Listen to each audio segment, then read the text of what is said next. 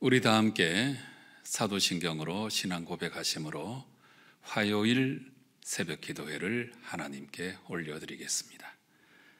나는 전능하신 아버지 하나님, 천지의 창조주를 믿습니다. 나는 그의 유일하신 아들, 우리 주 예수 그리스도를 믿습니다.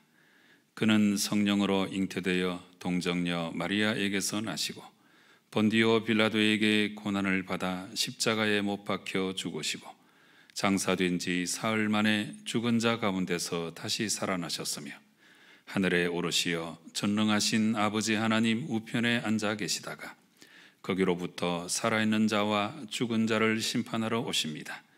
나는 성령을 믿으며 거룩한 공교회와 성도의 교제와 죄를 용서받는 것과 몸의 부활과 영생을 믿습니다. 아멘. 우리 다 함께 찬송가 95장 찬송을 부르시겠습니다.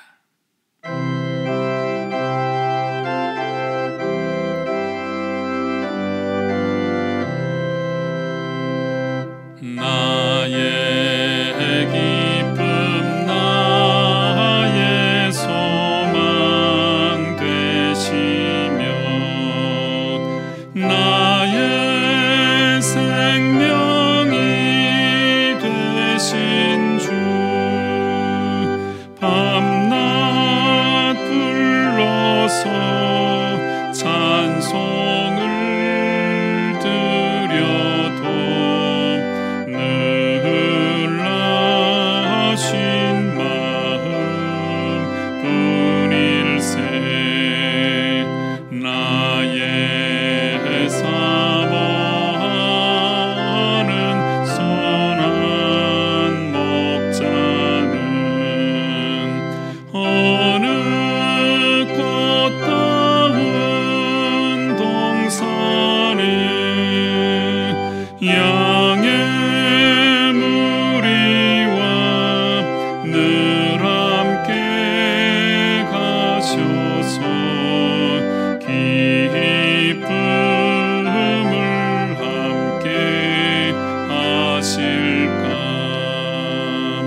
길도 없이 거친 넓은 들에서 갈 길 못 찾아 애쓰며 이리저리로 헤매는 내 모양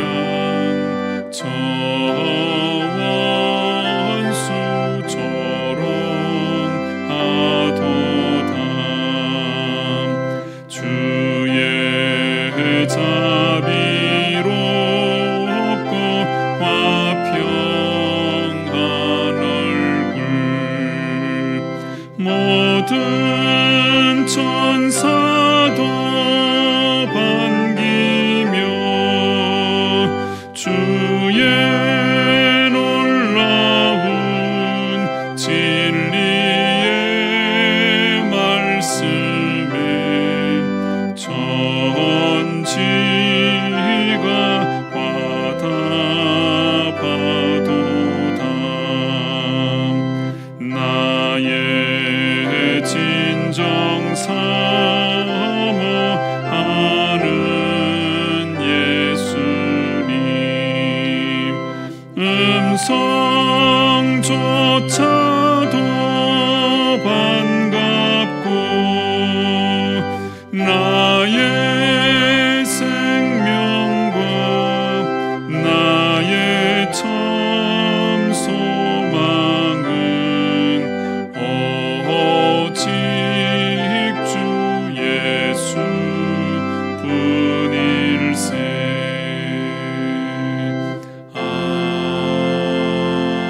아멘.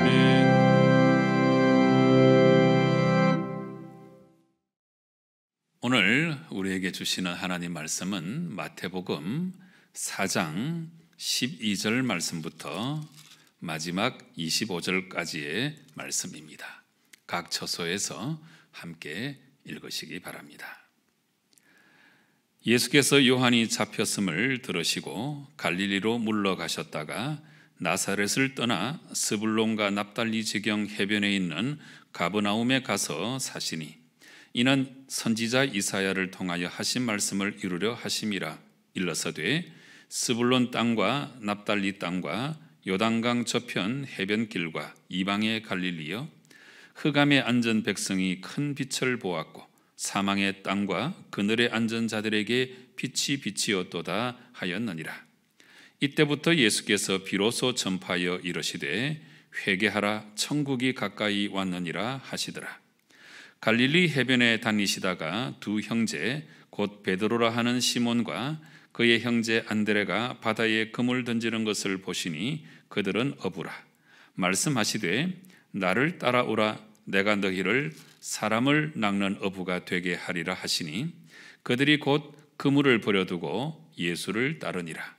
거기서 더 가시다가 다른 두 형제 곧 세베대의 아들 야고보와 그의 형제 요한이 그의 아버지 세베대와 함께 배에서 그물 깁는 것을 보시고 부르시니 그들이 곧 배와 아버지를 버려두고 예수를 따르니라. 예수께서 온 갈릴리에 두루 다니사 그들의 회당에서 가르치시며 천국 복음을 전파하시며 백성 중에 모든 병과 모든 약한 것을 고치시니 그의 소문이 온 수리아에 퍼진지라. 사람들이 모든 앓는 자 곧 각종 병에 걸려서 고통당하는 자, 귀신 들린 자, 간질하는 자, 중풍병자들을 데려오니 그들을 고치시더라. 갈릴리와 데가볼리와 예루살렘과 유대와 요단강 건너편에서 수많은 무리가 따르니라. 아멘. 오늘 말씀은 이제 예수님께서 구체적으로 공생애를 시작하시는 그 내용을 담고 있습니다.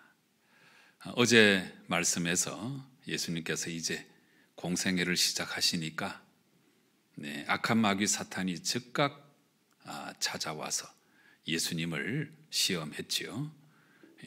그러니까 예수님으로 하여금 공생애의 삶을 살지 못하게 하고 예수님의 사역을 넘어지게 하기 위해서 즉각적으로 악한 마귀 사탄은 다가와서 예수님을 시험했습니다마는, 그러나 예수님은 말씀으로 이걸 다 물리치시고 맨 끝 말씀, 대단히 중요하다고 말씀드렸죠. 다만 하나님만 섬겨야 된다.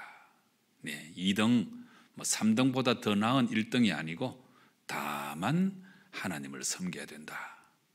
이렇게 말씀으로 마귀의 유혹을 다 물리치셨습니다. 그리고 나서 이제 오늘 본문에 들어와서 예수님께서 공생애를 구체적으로 시작하시는 내용을 담고 있습니다. 12절 말씀 보시면 갈릴리로 물러가셨다가 그 다음에 나사렛을 떠나 스불론과 납달리 지경 해변에 있는 가버나움에 가서 사시니 그랬습니다. 그래서 이 갈릴리 호수변에 있는 이 가버나움이 예수님께서 가장 많이 사역하신 곳인데, 이 내용에 대해서 이 마태복음 기자는 구약의 선지자 이사야의 말씀을 들어서 바로 이 가버나움에서 사역하실 것을 미리 예고하셨다. 이런 식으로 말씀을 전개하고 있습니다.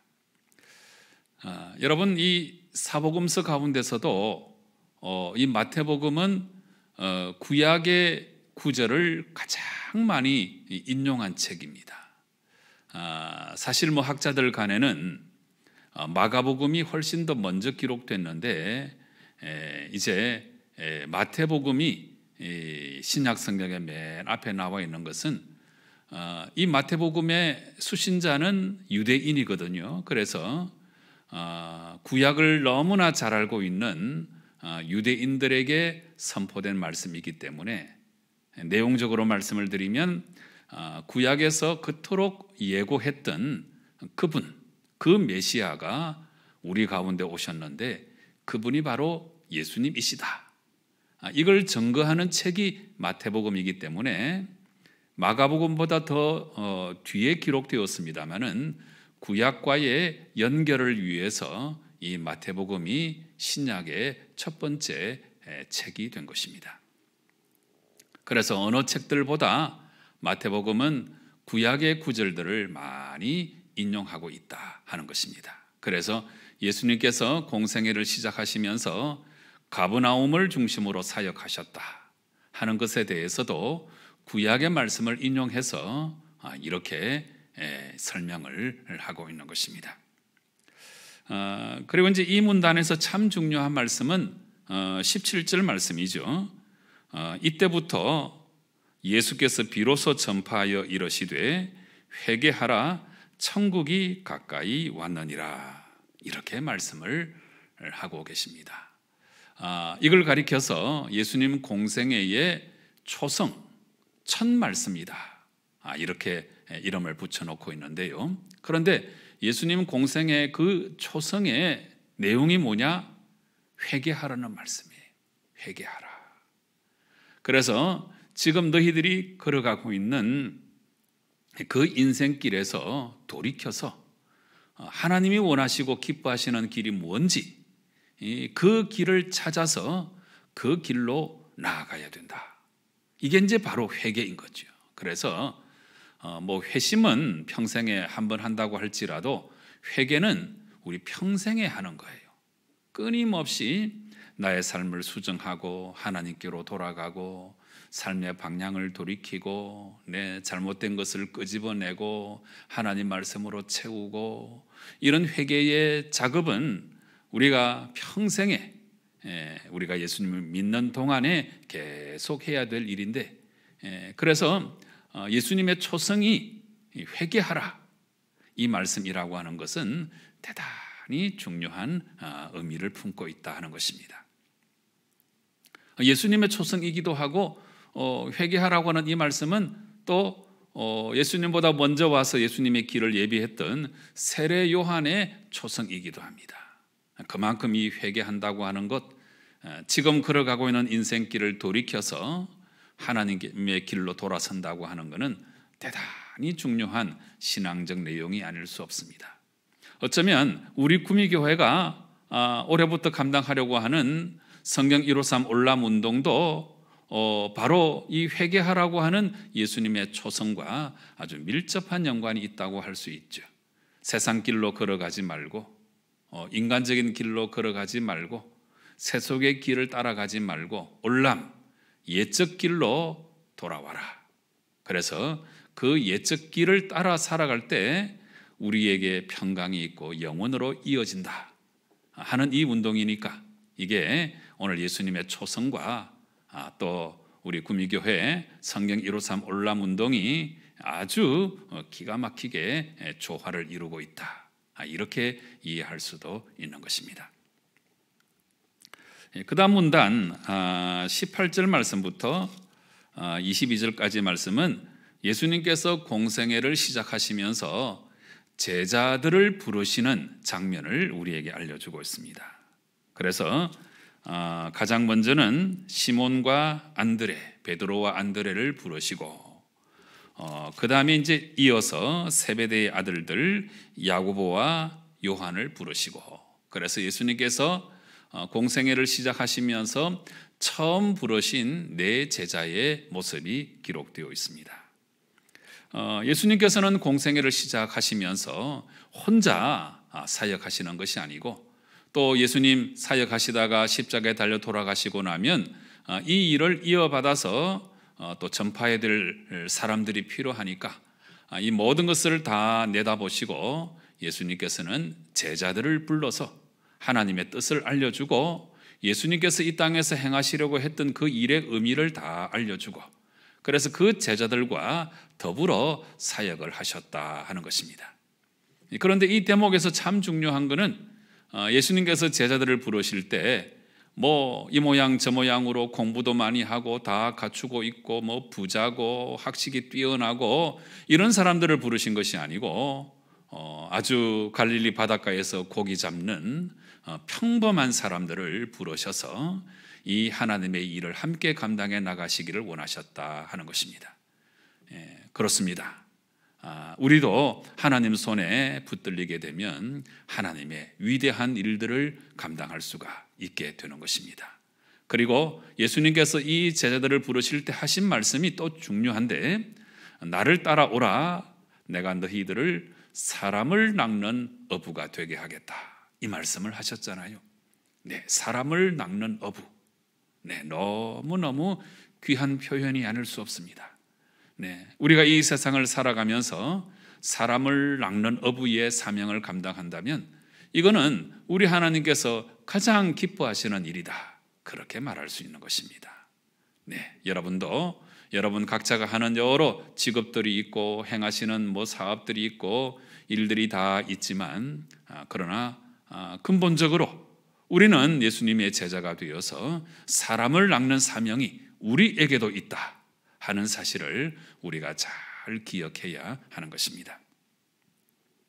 그 다음에 23절부터 25절까지 이 말씀은 예수님의 갈릴리 초기 사역의 그 내용들을 객관적으로 알려주시는 말씀이 되겠습니다. 이 말씀을 보니까 23절에 예수께서 온 갈릴리에 두루 다니사 그들의 회당에서 가르치시며 그랬습니다. 이게 1번입니다. 그 다음에 2번, 천국 복음을 전파하시며 그랬습니다. 그리고 나서 3번, 백성 중에 모든 병과 모든 약한 것을 고치시니 그랬습니다. 그래서 이 세 가지가 예수님의 3대 사역입니다. 첫째, 가르치시는 일, 하나님의 길, 하나님의 뜻을, 하나님의 진리를 가르쳐 주시는 거죠. 그 다음에 천국 복음을 전파하시고, 이거는 예수님을 믿어야 구원을 받는다고 하는 복음의 내용을 알려주신 것이고, 그리고 세 번째는 우리 사람들이 살아가면서 질병과 연약한 모든 것을 주님께서 고쳐주셨다 하는 것입니다.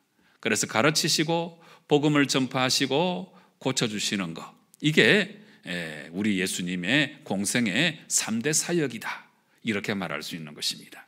그런데 예수님은 이 3대 사역을 이제 오늘날은 우리에게 허락해 주신 것입니다. 모든 구원의 사역을 다 완수하시고 십자가에 달려 돌아가시고 부활하시고 승천하셨는데, 그 뒤로 제자들이 이 사역을 맡아서 열심히 사역을 했고, 시간과 또 세대가 흘러서 이 3대 사역은 오늘 우리에게도 주어진 사역이다 하는 것입니다.